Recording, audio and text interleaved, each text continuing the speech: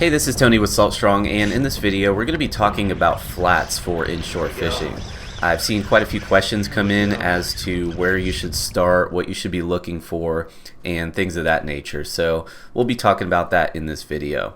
Now I have a pretty nice flat pulled up here. This is a great example that I'm going to be using and showing pretty much where I would start based on the time of year and also what I like to look for when choosing a flat when pre-planning a trip.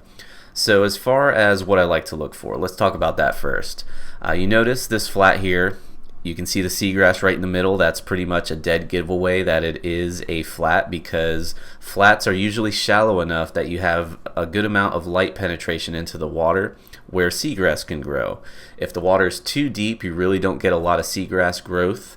So anywhere in that 4-foot range and shallower, those are typically going to be better flats because, again, you get more sunlight penetration, more grass growth, and the more grass there is, the more life there will be. You'll have much more bait fish, crabs, crustaceans, and all those food items for the bigger predator fish. So it creates a really good food chain on these flats. Now, even though I do like to find a lot of grass, the area within the flat that I like to fish is going to be the area closer to the edges where the grass is a little bit more sporadic, it's more spread out, you have more potholes, because that creates more ambush points for fish. They will actually use these potholes.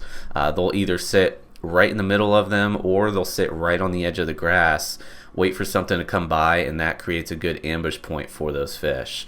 So areas such as this, along the edge, you can see the grass is more spread out. It's not as dense as the middle right here.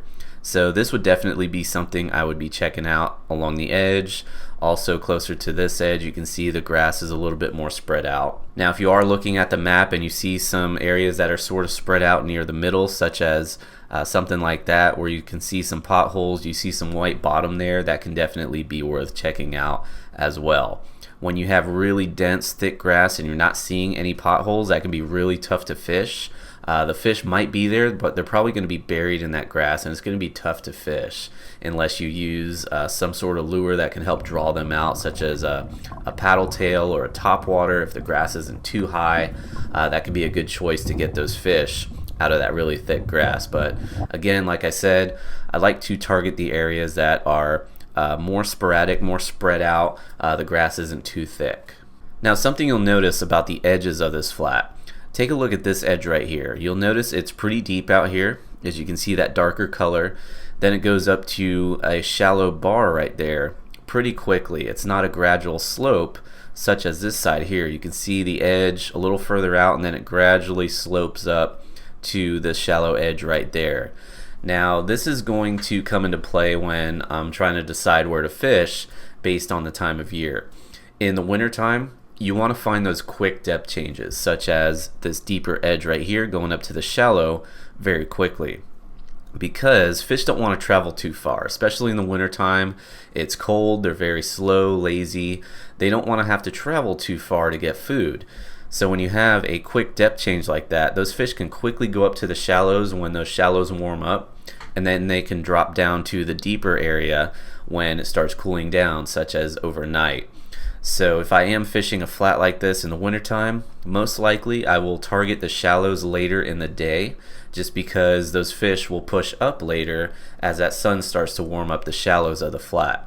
And just the opposite in the summertime or the warmer months, I will start early in the shallows and then start moving deeper later in the day. But sometimes those fish will definitely hang out wherever they want, whenever they want. So that's when it comes to on the water assessment, what you should be looking for when you're actually out there on the water. If I pulled up to a flat like this and I didn't see birds flying around, I didn't see bait moving around, I didn't see the water moving much, it would be pretty dead, and I'd probably go to another flat. So you really want to make sure you're finding signs of life when you get out there to a flat. Let's say I pull up to this side, don't see any activity on this side, but I notice a bunch of birds circling around here, even if they're just sitting in the water, if they're waiting. If there are birds present, I like to go to that spot on the flat, because there's most likely going to be more life over there. Those birds are looking for food just like the fish are. Now, if you don't see any birds flying around, or they're just kind of sitting in the water not doing much, that's when I would be looking at the surface of the water for activity. look for wakes pushing off, especially on flats because of the shallow water. If fish are on the move, if there's a school of fish moving, they're going to create a pretty good sized wake. Look for bait fish activity. If the bait are just kind of casually jumping around, I like to look for bait fish that are getting spooked. They'll typically shoot off very close to the surface of the water, start splashing around. Also, the schools of bait fish will be more tightly packed rather than more spread out and just kind of casually swimming around. So if you do find a school of bait fish that's tightly packed, there's definitely some predators around that are spooking them and making them more compact, because that offers protection for the bait fish when they're more tightly packed like that. So just a little tip there as far as what you should be looking for when you do actually get out there on the water. Now, you may also be fishing flats that are pushed up to a shoreline. Flats can either be out in open water like this one here, or it might be a flat running up along a shoreline. And basically the same tactics apply. You're going to have more shallow water closer to the shoreline. Then you're going to have a deeper area that slopes down going out towards the river or the bay or the estuary. Then you may have a shallow sandbar just before that flat stops, and then it'll drop off to deeper water. So built pretty much the same, just you have a little bit extra structure closer to the shoreline, shade, wind protection, so that could definitely help out based on the time of year that you're fishing. So that will wrap up this video on dissecting a flat for inshore fishing. If you have any questions or comments about this, or any additional tips you would like to share with us to help some other people out, definitely let us know down below. Until then, thanks for watching, and I'll see you on the next video. If you are new to Salt Strong, we are the largest online fishing club for saltwater anglers, and we guarantee you two things. Number one, you'll start catching more fish in less time. And number two, you will save a ton of money on your favorite tackle and gear with discounts available exclusively for our members. To learn more, go to saltstrong.com and we'll see you there. There's something about the water that'll give you peace, all by yourself or with your family. Live Salt Strong and wear the line today.